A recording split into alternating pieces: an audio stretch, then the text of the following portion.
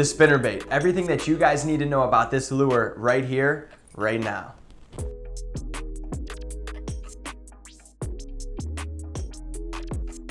I love spinnerbaits. Spinnerbaits are one of my go-to baits when it comes to fishing in the spring and the fall, but it's also one of those baits that can pretty much catch you fish year-round. Not only do they catch fish, but it's also a really great bait to give someone to get them like easily hooked on bass fishing. It's not too complex, there's not too much to it, although there is a little bit of information to know about these baits right here.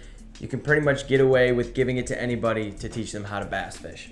Let's get down to business and talk about a spinnerbait. Very first and foremost, what is a spinnerbait? A spinnerbait is a lure that uses a skirt and blades to mimic bait fish and or a small school of fish. Essentially, you're just gonna cast this bait out there, you're gonna reel it straight in, and it's going to mimic fish swimming through the water. So right here in front of me, we have 3 different types of spinnerbaits. They do look similar, but they all serve a different purpose.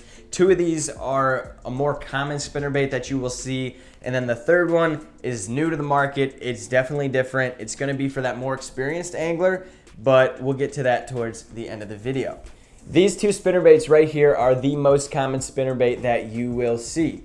If you look at them closely, you can see the difference in between them. And if you don't see it, I'm gonna go ahead and point it out for you. It is the blades. So let's start with a willow blade spinnerbait. A willow blade looks like this right here. It's probably one of the more common baits that you will see out there when it comes to spinnerbaits. Willow blades you will find to be a lot slimmer, sharper in a sense, and oftentimes on a willow spinnerbait, you are gonna see more than one blade on a wire. This bait is designed to be more flashy. It's designed to cut more water, kind of speed things up. It's a great bait to fish midsummer, warm water temperatures, clear water. This is a great bait to cover a lot of water, to fish quickly, and really put a hammer down on those feeding bass. Now let's say it's not midsummer, maybe it's spring, it's fall, the water temperatures are fluctuating, things are colder, the bass are more lethargic, or maybe the water temperatures are warm, but that watercolor looks like chocolate milk because you just had a bad rainstorm. This is where the next spinnerbait is going to come in handy. So right here we have a Colorado blade. So as you guys can tell, this blade is significantly different from the willow. It's a lot deeper cut, it's more round. This blade is designed to slow down the bait, give it a thumping action. So when it comes to those murky water conditions or those rough water conditions, those bass are sensing bait more than they're seeing it. So that's where this Colorado blade is gonna come in handy. So anytime that I'm fishing really murky water or early on in the season where the water's starting to warm up, but it's not quite there yet, try throwing the Colorado blade. One bait that I kind of left out in the order, but I'm going to show you guys right now, is what I like to call a hybrid. So as you guys can see this bait right here, it has a willow blade and a Colorado blade. With this type of bait, you're gonna be able to fish a lot of cover. You're gonna let the fish know you're there, but it's also not gonna be too much. So it'll give you like the best of both worlds. And again, I call this like a hybrid bait. You'll see like a small Colorado blade on here and a willow blade. It's just one that you guys may see at the store, and I wanted to point that out. Nothing too significantly different from, the other 2. Similar concept, just kind of gives you the best of both worlds. And then last but not least, we have this guy right here. For some of you, this might look pretty crazy, and for some of you more experienced anglers, this might get you super excited. This bait has recently come out on the market by 10,000 Fish, and it is called the cycle bait. So this is a completely new take on the spinnerbait where it uses interlocking rings to create like a cycling action. Hence the name, the cycle bait. This bait does have a skirt like a normal spinnerbait. It does have a blade like a normal spinnerbait, but it has interlocking rings that allows that blade to fish differently. It has a swing head on there so that bait can wobble a bit differently. This is a great bait to get on an aggressive bite.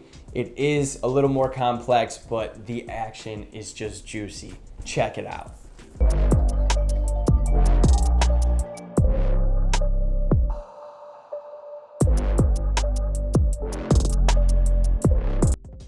You can get this bait in a willow blade. It also comes in a Colorado blade.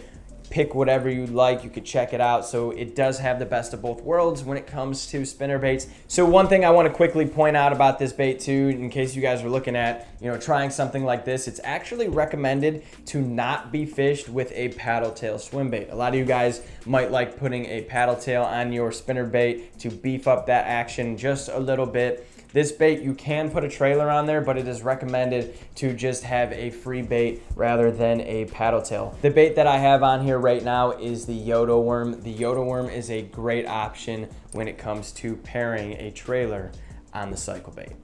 So now that we kind of went over spinner baits in general, I want to give you guys a few more tips that are really going to help you catch more fish and better your spinner bait game. The first tip that I need to put on you guys is super important. This is really going to help your hookup ratio. As you guys can see, a spinner bait typically comes like this. It's just plain Jane. It usually has one big hook on the back. The number one thing that I always make sure I express to people is if you're gonna fish a spinnerbait with just a skirt, make sure you get a trailer hook on the back of that. So as you guys can see right here, essentially all this is another hook that hangs off the back of the main hook on the spinnerbait. This is super important because a lot of times when you're retrieving the spinnerbait, those fish try to get a piece of it and they don't quite get that main hook. Or a lot of times they'll grab onto it and you'll pull it out of their mouth and that hook doesn't grab. So that secondary hook, that trailer hook, will get them in the lip or something like that, and it really maximizes your hookup ratio.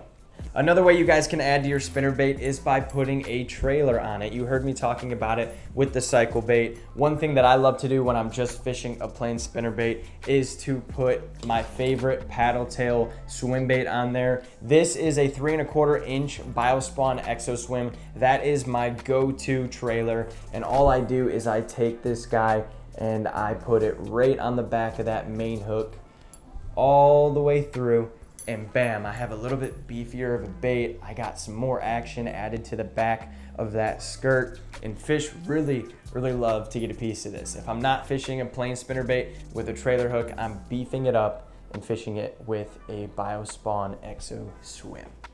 All right, so now that we've completely gone over spinnerbaits, what you can do with them and what they are, let's talk about how to fish one.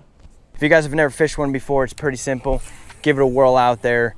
This bait catches fish. It really does. It's one of my more favorite baits to fish, but you're just gonna reel it straight in. There's nothing to it. Just keep those blades under the surface of that water, boom, throw it out there. Look at that, first cast. And I threw that directly out in the middle. This pond right here is pretty shallow, so this is like a big shallow flat I am fishing, but it is as simple as that, guys. That's it. That's all you need to know. Just cast it out there, reel it in, and you should be able to get yourself on some fish. So there's a little quick tutorial. If you're not gonna cast it directly out to the middle of a pond, maybe you're fishing like a big lake, especially this time of year, it's spring right now. So just get this thing out there, cover those shorelines where those fish are pushing up. That shallow water is gonna be a great spot to fish that spinnerbait. As you guys heard me say at the beginning of the video, a spinnerbait is a great way to get a new bass fisherman hooked on the sport. All you gotta do when it comes to like a beginner is cast this bait out in the water and reel it straight in. There's nothing crazy about it. If you're new to fishing, just get out there, cast that thing and reel it along the shorelines, cast it out to the middle of the pond. It does not matter where you are fishing. You should be able to get a bite by just covering a lot of water with this bait. If you guys are good at casting and you can aim with your bait caster and things like that, don't be afraid to take one of these spinner baits and bounce them off of trees and logs, run them through those reeds, cast them along the grass, cast them along those big patches of weeds. Those fish will come right out and smack that bait. So now that you know how to fish one, let's point you in the right direction on what rod you should generally fish with a spinnerbait. I would recommend going with a 7-foot medium or medium heavy action rod along with a moderate gear ratio reel. Me personally, I fish a 7 gear ratio when it comes to spinnerbaits. I like 7 gear ratio. I can speed up if I need to, but it's also not super slow. You can kind of just keep consistency behind your reel while you're retrieving it, but you can get away with, 6 to 3 gear ratio, 6-4. The line that I'm throwing with spinnerbaits is typically fluorocarbon depending on the situation, but for the most part, I'm throwing anywhere from a 10 to a 14 pound fluorocarbon given the water or the lake situation. With all that being said, I want to thank you guys for sticking around with me here today, learning about spinnerbaits. It was a quick crash course on spinnerbait fishing, so whether you're a beginner to bass fishing or you're an expert, I hope you learned something new today. Other than that, if you guys are new here, smash the subscribe button for me. We will see you in the next one.